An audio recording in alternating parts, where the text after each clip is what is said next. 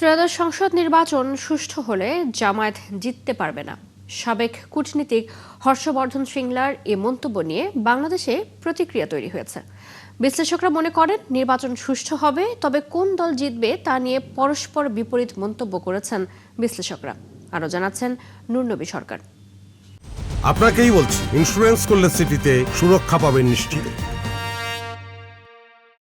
হর্ষবর্ধন শ্রিংলা ভারতের রাজ্যসভার সদস্য ও ঢাকায় ভারতের সাবেক হাইকমিশনার। তিনি শনিবার পশ্চিমবঙ্গের দার্জিলিংয়ে সাংবাদিকদের সঙ্গে আলাপকালে বাংলাদেশে সুষ্ঠু নির্বাচনের নিরাপত্তা ঘাটতি আছে বলে মন্তব্য করেন। তিনি এও মনে করেন কেবল কারচুপিপূর্ণ ভোট হলেই জামায়াত নির্বাচনে জিততে পারে।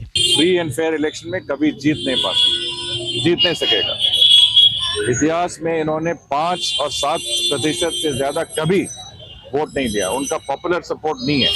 এ নিয়ে জামায়াত আমির ডাক্তার শফিকুর রহমানও প্রতিক্রিয়া জানিয়েছেন মহাসমাবেশে। যে প্রতিবেশী হয়ে থাকো, আমরা তোমাদের কোনো আভ্যন্তরীণ ব্যাপারে নাক গলাতে চাই না।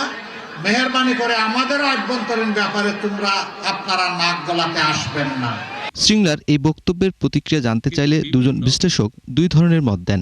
একজন এই মন্তব্যকে গুরুত্বপূর্ণ বললেও অন্যজন বলেছেন এটি নতুন কোনো বক্তব্য নয়। বিদেশি রাষ্ট্রের কর্মকর্তাগণ যখন বিশেষ কোনো বক্তব্য দেন, সেগুলোকে আমাদের গুরুত্ব সহকারে বিবেচনায় নেওয়া উচিত। বাংলাদেশের এবারের নির্বাচন নানা কারণে ব্যতিক্রম, কারণ বাংলাদেশের রাজনীতির ইতিহাসে খুব পুরাতন একটি দল অংশ নেওয়ার সুযোগ পাচ্ছে না। ফলে অপরাপর যে দলগুলো আছে তাদের মধ্যে আসলে কে নির্বাচনে জয়ী হবে এটা বলা খুবই কঠিন। মানে সুষ্ঠু ভোট হলে জামাতের জেতার নির্বাচন এটা ওনার বলতে হবে। বাংলাদেশের সবাই জানে, বাংলাদেশে যদি এখনই মুহূর্তে অবাধ ও সুষ্ঠু নির্বাচন হয়, 2018 বা 14 মার্কার নির্বাচন না হয়, বা 24-এর 7 জানুয়ারি মার্কার নির্বাচন না হয়, তাহলে বাংলাদেশে এই মুহূর্তে আমাদের অনেকেরই মনে হচ্ছে যে বিএনপি জিতবে, জামাতের বের হয়ে আসা কঠিন হবে। তবে দুই বিশ্লেষকের আশা নিরাপত্তার সংখ্যা যাই থাকুক নির্বাচন সুষ্ঠুই হবে। এখনো পর্যন্ত জাতীয় নির্বাচন নিয়ে বড় ধরনের কোনো নিরাপত্তা সংখ্যা বাইরে থেকে আমরা দেখতে পাচ্ছি না।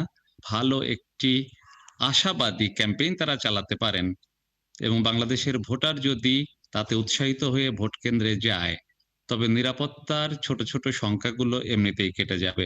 সেই জায়গায় নির্বাচন ঘিরে কিছু আমি মনে করি যে রিস্ক ফ্যাক্টর আছে, কিন্তু অনিশ্চিত বা অনিশ্চয়তার কালো মেঘ নির্বাচনের উপর এসেছে বলে আমার মনে হচ্ছে না। আমার ধারণা নির্বাচনটা যথাযথভাবে এবং সুষ্ঠুভাবেই হয়ে যাবে। এখন মূল বিষয়টা হচ্ছে যে নির্বাচনটাকে ঘিরে নানা প্লেয়ার নানাভাবে কাজ করতেছে।